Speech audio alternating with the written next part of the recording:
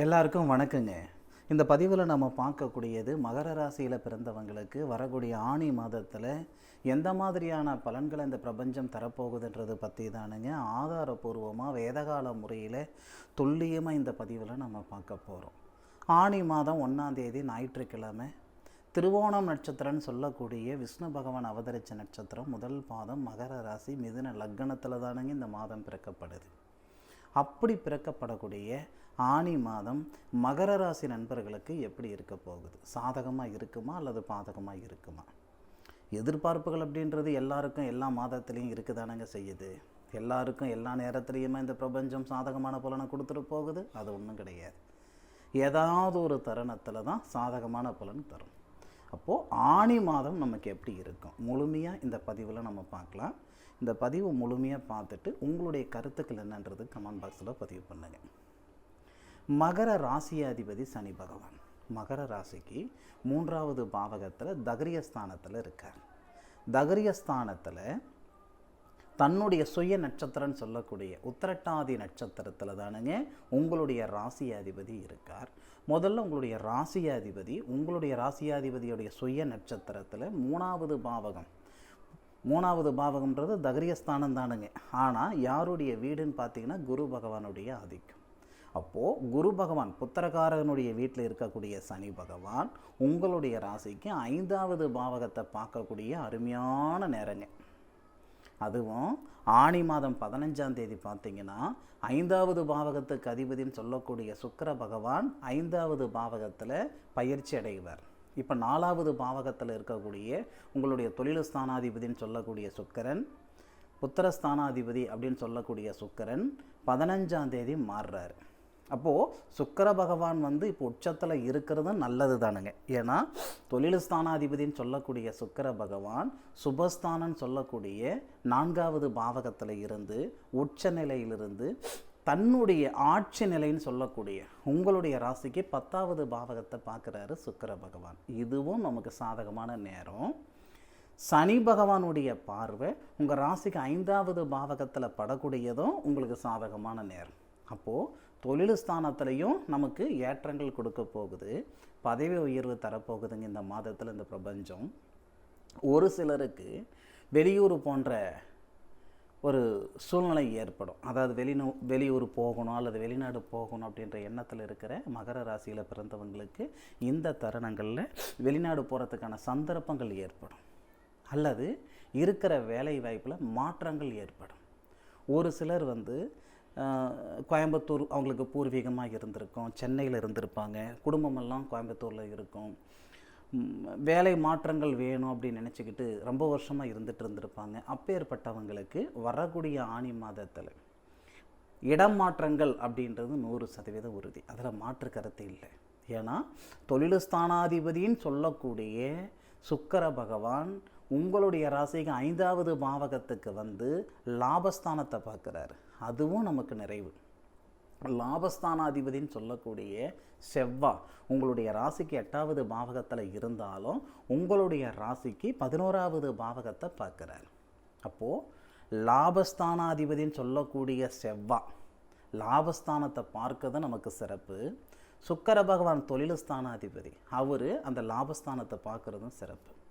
பொதுவாக ஜோதிடத்தில் சுபகிரகங்கள் அப்படின்னு ஒன்று இருக்குங்க, பாவகிரகங்கள் அப்படின்னு ஒன்று இருக்குது. மொத்தம் 9 கிரகங்கள். 9 கிரகங்களும் நமக்கு சுபகிரகங்கள் சொல்லிட முடியாதுங்க. அதில் 4 கிரகங்கள் மட்டும்தானுங்க சுபகிரகங்கள். குரு பகவான், சுக்கிர பகவான், சந்திர பகவான், புதன் பகவான். அப்போ அந்த 4 கிரகங்கள் தான் நமக்கு சுபகிரகங்கள். சூரியரோ சந்திரனோ ராகு கேது செவ்வாய் இவங்க எல்லாமே நமக்கு பாவகிரகங்கள் தான். எப்போவுமே பாவகிரகங்கள் 6, 8, 12 மறையும் பொழுது நமக்கு பிரமாதமான யோகத்தை கொடுப்பார். நம்மளுடைய நேரம் 8வது பாவகத்துக்கு அதிபதினு சொல்லக்கூடிய சூரிய பகவான் 6ல் மறைஞ்சிருக்கிறார். அதே மாதிரி 10வது பாவகத்துக்கு அதிபதினு சொல்லக்கூடிய செவ்வாய் தொழில் ஸ்தானாதிபதியாக இருந்தால் பாவகிரகம் தானுங்க. நம்ம ராசிக்கு எந்த காலத்தில் செவ்வாய் நல்லது செஞ்சுருப்பார், இல்லை நம்ம ராசிக்கு சூரியன் தான் எந்த காலத்தில் நல்லது செஞ்சுருப்பார். அப்போ 2 பேருமே மறைவு ஸ்தானத்தில் இருக்கிறது மிகப்பெரிய பிராப்தம். அதே மாதிரி சூரிய பகவான் தொழில் காரகனும் கூட. அப்போ அந்த சூரிய பகவானுக்கு செவ்வாய் தான் சாரம் கொடுத்துருக்கிறார். தொழில் தொழில்காரகன் சொல்லக்கூடிய சூரிய பகவானுக்கு இந்த செவ்வாய் லாபஸ்தானாதிபதி அப்படின்னு சொல்லக்கூடிய செவ்வாய் தான் சாரம் கொடுத்துருக்காரு.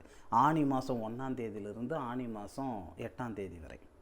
ஆனி 32 நாளும் ஒரு கிரகம் ஒரே நட்சத்திரத்தில் இருக்க போகிறதில்ல. இது என்னடா 32 நாள் சொல்கிறாருன்னு நினச்சிக்கிடாதீங்க. பொதுவாகவே ஆனி மாதத்துக்கு 32 நாள். 2023 வருடத்தில் வந்த ஆனி மாதத்துக்கு தானுங்க 31 நாள். மற்றபடி தமிழ் மாதம் 12 மாதம்னா அந்த 12 மாதத்தில் 11 மாதத்துக்கு ஏற்றத்தாழ்வு உண்டு. 30 நாள் வரும், 31 நாள் வரும், 29 நாள் கூட இருக்குங்க மார்கழி மாதத்தில். ஆனால் 32 நாள் வரக்கூடிய ஒரே மாதம் இந்த ஆனி மாதம் தானுங்க. அப்போது ஆனி 1ஆம் தேதியிலிருந்து ஆனி 8ஆம் தேதி வரை சூரிய பகவானுடைய வீட்டில் செவ்வாய் இருந்து செவ்வாவுடைய சாரத்தில் சூரிய பகவான் இருக்கிறதுனால நிச்சயம் வேலை வாய்ப்பில் மாற்றங்கள் ஏற்படும். ஒன்று. ரெண்டாவது பார்த்தீங்க அப்படின்னா அடுத்த கட்டமாக நமக்கு இடமாற்றங்கள் செய்யணும் அப்படின்னு நினைக்கிறீங்க இல்லையா, அந்த இடமாற்றங்கள் ஏற்படுறதுக்கான வாய்ப்புகள் உண்டு. அதுக்கு அடுத்த கட்டமாக ஒரு சிலர் இருப்பாங்க, சுய தொழில் செய்யணும் அப்படின்ற எண்ணத்தில் ஒரு சிலர் இருப்பாங்க. அப்படி சுய தொழில் செய்யணுன்ற எண்ணங்கள் இருக்கிற நண்பர்களுக்கும் இந்த நேரத்தில் பிரமாதமான ஒரு சூழல் ஏற்படும். சரிங்களா? எப்படி அப்படின்னு கேட்டிங்கன்னா, இப்போ தொழில் ஸ்தானாதிபதின்னு சொல்லக்கூடிய சுக்கிரன் சுபஸ்தானத்தில் இருந்து தொழில் ஸ்தானத்தை பார்க்கக்கூடிய சூழலால் சுய தொழில் செய்யணுன்ற ஆர்வம் நிறைய பேருக்கு இருந்திருக்கும். ஏன்னா இதுக்கு முன்னாடி நமக்கு அந்த 7.5 சனி அப்படின்ற ஒரு விஷயம் இருந்தது. ஆனால் இப்போ அப்படி கிடையாது. அந்த 7.5 சனி முழுமையாக நமக்கு நீங்கிட்டு தொழில் ஸ்தானாதிபதி தொழில் ஸ்தானத்தை பார்க்குறாரு. அதனால் சுய தொழில் செய்கிறதுக்கான சந்தர்ப்பம் ஏற்படும். பொதுவாக சம்பாதிக்கணுன்ற ஆசையை விட சாதிக்கணுன்ற ஆசை எல்லாருக்கும் இருக்குதானுங்க செய்யுது. சாதிக்கணுன்ற ஆசை யாருக்கெல்லாம் இருக்க சொல்லுங்கள் பார்க்கலாம். சந்தர்ப்பமும் சூழ்நிலை தானுங்க சாதிக்கிறதுக்கான ஒரு வாய்ப்பு கொடுக்குறதும் கொடுக்காததும். மகர ராசியில் பிறந்தவங்களுக்கு நெசமாக சொல்கிறேனுங்க, இந்த நேரம் சாதிக்கிறதுக்கு உண்டான நேரம். அப்போது ஆனி மாதம் 1ஆம் தேதியிலிருந்து ஆனி மாதம் 8ஆம் தேதி வரைக்கும் ஒரு நல்ல நேரம் தானுங்க. அதுபோக ஆனி 8ஆம் தேதிக்கு மேற்கொண்டு, அதாவது சூரியன் செவ்வாவுடைய சாரத்தில் இருக்கிறது ஓகே, நல்லது. இது ஒரு சிலருக்கு கெடுதலை செய்யும். எப்படி கெடுதலை செய்யும் அப்படின்னா, இந்த ஃபோர்ட்ஸில் இருக்காங்க இல்லைங்களா, விளையாட்டுத்துறையில் இருக்கக்கூடிய நண்பர்கள், அதே மாதிரி ஆர்மிக்கு போகணும், இராணுவத்துக்கு போகணுன்ற நண்பர்கள், இவங்கெல்லாம் கொஞ்சம் சூதானமாக இருக்கணும். ஏன்னா கீழே விழுந்து கையை காலில் அடிபடுறதுக்கான வாய்ப்புகள் கொடுத்துரும். ஏன்னா 8 குடையவன் 6ல் மறைஞ்சு செவ்வாவுடைய சாரம் வாங்கி 12வது பாவகம் அப்படின்னு சொல்லக்கூடிய நமக்கு அந்த விரயஸ்தானத்தை பார்க்குறாரு. வாகனத்தில் விபத்துகள் அப்படின்றது ஒரு சிலருக்கு ரொம்ப ரேராக ஏற்படும். எல்லாருக்கும் இருக்கும் அப்படின்னு சொல்லிட முடியாதுங்க. சரிங்களா? ரொம்ப ரேராக ஒரு சிலருக்கு வாகனத்தில் கண்டம் ஏற்படும். முடிஞ்ச அளவுக்கு கொஞ்சம் சூதானமாக இருந்துக்கிறது புத்திசாலித்தனம். 8ஆம் தேதிக்கு மேற்கொண்டு 22ஆம் தேதி வரை எப்போவுமே எந்த ஒரு கிரகமும் அவர் இயங்குறார் அப்படின்னா எப்படி இயங்குவார் அப்படின்னா, ஒரு பாவகத்தில் இருக்கக்கூடிய கிரகம் யார் மேலே யாருடைய சாரத்தில் இயங்குறாருன்றது தான் நமக்கு கேள்வி. அப்போது சூரியன் முதல்ல செவ்வாவுடைய சாரத்தில் இயங்குறாரு, பிறகு ராகு சாரத்தில் இயங்குறாரு, அதன் பிறகு குரு சாரத்தில் இயங்குறாரு. ராகு சாரத்தில் 8ஆம் தேதியிலிருந்து 22ஆம் தேதி வரைக்கும் வருவார். கிட்டத்தட்ட ஒரு 13 நாள். திருவாதிரை நட்சத்திரம்னு சொல்லக்கூடிய சிவபெருமான் அவதரித்த நட்சத்திரத்தில் சிவன் சொல்லக்கூடிய சூரிய பகவான் அவதரிக்கிறார். நமக்கு ராசிக்கு 2வது பாவகத்தில் குடும்பஸ்தானம், தனஸ்தானம், படிப்பு ஸ்தானம், உடல் ஸ்தானம் அப்படின்னு சொல்லக்கூடிய 2வது இடத்துல தான் ராகு இருக்கிறார். ராகு 2ல் இருக்கிறது நமக்கு சாதகமானு கேட்டிங்கன்னா பாதகம் தானுங்க. 2ல் ராகு இருந்தாலும் சரி அல்லது 2ல் கேது இருந்தாலும் சரி, அது தாரதோஷம் சொல்லுவாங்க, நாகதோஷம் சொல்லுவாங்க. ஆனால் நமக்கு இந்த நேரத்தில் என்னன்னா, நம்ம ராசிக்கு 6வது பாவகத்தில் இருக்கக்கூடிய குரு பகவானுடைய சாரத்தில் தான் இந்த ராகு இருக்கிறார். புரட்டாதி நட்சத்திரம்னு சொல்லக்கூடிய குபேரர் அவதரித்த சாரம்ங்க. நட்சத்திரம் சாரம்னா நட்சத்திரங்க. குபேரர் அவதரித்த நட்சத்திரம் குரு பகவானுடைய நட்சத்திரத்தில் தான் நமக்கு ராகு பகவான் இருக்கிறார். அப்போது குரு பகவானுடைய பார்வைப்பட்டால் கோடி பொன்னின்னு சொல்லுவாங்க இல்லையா? அப்போ அந்த குரு பகவான் நம்மளுடைய ராசிக்கு 2வது பாவகத்தில் இருக்கக்கூடிய ராகுக்கு சாரமும் கொடுத்துட்டு ராக பார்க்குறார்.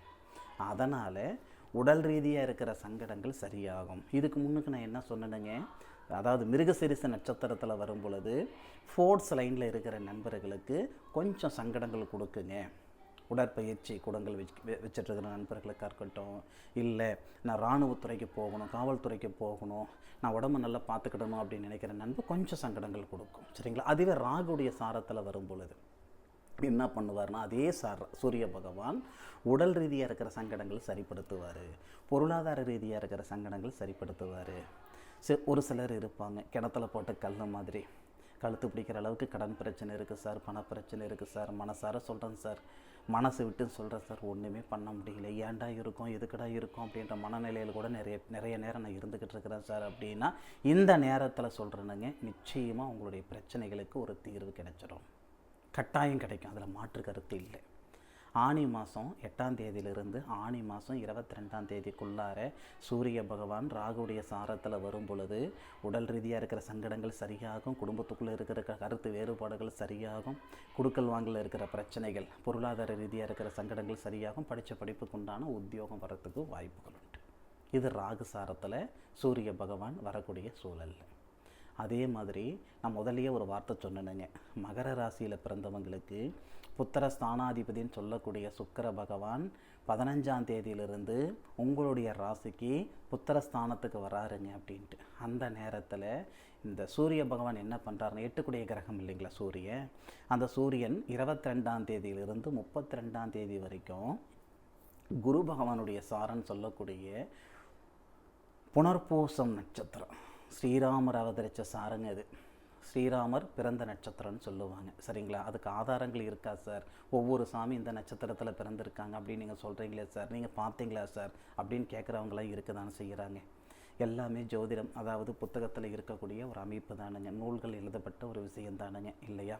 அப்போது புனர்பூச நட்சத்திரம் அப்படின்றது ஸ்ரீராமர் அவதரித்த நட்சத்திரம். அதுபோக குரு பகவானுடைய சாரம். 12 கிரகம் 6வது பாவகத்தில் குரு பகவானுடைய சாரத்தில் வரும் பொழுது நிச்சயமாக சொல்கிறேனுங்க, பகை நீங்கும். பகை அப்படின்னா இது எல்லா வகையிலையும் எடுத்துக்கிடலாங்க. எப்படின்னா, செய்யாத தப்புக்கு தண்டனை அனுபவிச்சுக்கிட்டு இருக்கிறேனுங்க, போகாத இடத்துக்கு போனேன்னு பேர் வந்துடுச்சிங்க அப்படின்னு சொல்லக்கூடியவங்களையும் இருக்க தான் செய்கிறீங்க. கணவன் மனைவிக்குள்ளார சம்மதம் இல்லாமல் சங்கடங்கள் வந்துக்கிட்டு இருக்குது. என்னுடைய மனைவி என்னை சரியாக புரிஞ்சுக்கிடலை, என்னுடைய கணவர் என்ன சரியாக புரிஞ்சுக்கிடலை, என்னுடைய காதலை சரியாக புரிஞ்சுக்கிடலை அப்படின்ற மாதிரி மன அழுத்தம் இருக்கும் பாருங்கள்.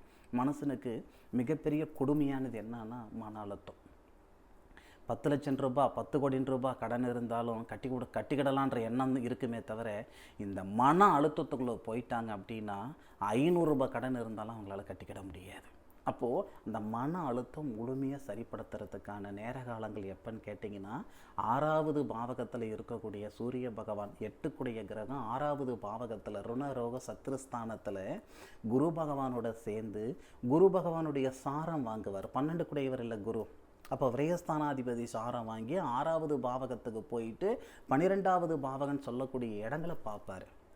அப்போ நமக்கு செலவினம் கம்மியாகும், பொருளாதார ரீதியாக இருக்கிற சிக்கல் சரியாகும், தேவையில்லாத சங்கடம் மன அழுத்தம் இதெல்லாம் சரியாகும். பொதுவாக நாம் இந்த தொழில் செய்யணும், இந்த தொழில் செய்யணும், இப்படி இருக்கணும் அப்படி இருக்கணும் அப்படின்ற எண்ணங்கள் நிறையா இருக்கும். நைட்டு தூங்கும்போது பலவிதமான எண்ணங்கள் மனசுக்குள்ளார இருக்கும். காலையில் 6 மணிக்கு எந்திரிக்கும்னு நினைப்போம், ஆனால் 8 மணியானாலும் எந்திரிக்க முடியாது. இதுதான் நம்மளுடைய சூழ்நிலை, இல்லையா? ஆனால் இந்த தருணங்களில் நினச்சதை செஞ்சு முடிப்பீங்க, நமக்கான சூழ்நிலை ஏற்படும். இது எல்லாமே இந்த ஆனி மாதத்தில் ஒரு அனுகூலங்கள் இந்த பிரபஞ்சம் தரப்போகுது. இது சரியான முறையில் பயன்படுத்திக்கிட்டிங்கன்னா நிச்சயமாக இந்த ஆனி மாதத்தில் வரக்கூடிய ஒரு சூழ்நிலை நிச்சயமாக பிரமாதமாக இருக்கும். அதில் மாற்று கருத்து இல்லை. பட்டம் பார்த்து பயிர் செய்யன்னு சொல்லுவாங்க பெரியவங்க. 3 மாதம் 6 மாதம் வளரக்கூடிய பயிருக்கு மட்டும் கிடையாதுங்க அந்த வார்த்தை, மனசாலுக்கும் தானுங்க. நம்மளுடைய வாழ்க்கைக்கும் இந்த வார்த்தை பொருந்தும், நம்மளுடைய வாழ்வாதாரத்துக்கும் இந்த வாழ்க்கை பொருந்தும். பொதுவாக பிறந்த உடனே நம்ம இந்த பேர் வைக்கணுன்ற ஆசைப்பட்றோம். 2வது இந்த வயசில் பேசணும்னு ஆசைப்பட்றோம் குழந்தை. அதே மாதிரி இந்த வயசில் நடக்கணும், இந்த மாதத்தில் நடக்கணும், இந்த படிப்பு படிக்கணும், இந்த வேலைக்கு போகணும். நம்மளுடைய ஆசை எங்கேயுமே நிற்கிறதில்லை. சரிங்களா? நம்மளுடைய ஆசை கடைசி வரைக்கும் போய்கிட்டே இருக்கும். அது மனசனுடைய எதிர்பார்ப்பு. அந்தந்த நேரத்தில் எந்த மாதிரியான ஒரு பலன் இந்த பிரபஞ்சம் தரணுமோ அது நம்மளுடைய ஜாதக ரீதியாக நம்ம தெரிஞ்சுக்கிடலாம். அப்போ கோட்சார ரீதியாக நெசமாக சொல்லணுங்க, பிரமாதமான ஒரு அமைப்பு, பிரமாதமான ஒரு நேர காலங்கள் இருக்குது. சரியான முறையில் பயன்படுத்திக்கோங்க. ஆனி மாதம் அப்படின்றது நிச்சயமாக உங்களுடைய வாழ்க்கைக்கும் வாழ்வாதாரத்துக்கும் ஒரு வரப்பிரசாதமாக இருக்கும். அதில் மாற்று கருத்து இல்லை. அனுபவித்து சொல்லுங்கள். ஆராய்ஞ்சு நான் சொல்லியிருக்கேன், அனுபவித்து சொல்லுங்கள். ஆனி மாதம் உங்களுக்கு எப்படி இருந்ததுன்றதை அனுபவித்து சொல்லுங்கள். இந்த பதிவு மகர ராசியில் பிறந்த நண்பர்களுக்கு நெசமாக பயனுள்ள பதிவாக இருக்கு நான் மனசார நம்புகிறேன். மீண்டும் அடுத்த ஒரு அற்புதமான தருணத்தில் உங்கள் அனைவரையும் சந்திக்கும் வரை உங்களிடமிருந்து விடைபெறுவது உங்கள் வீட்டு ஜோதிட நண்பனான மா காளிதாஸ் மணிகண்டன். திருச்சிற்றம்பலம். வாழ்க வையகம், வாழ்க வளமுடன்.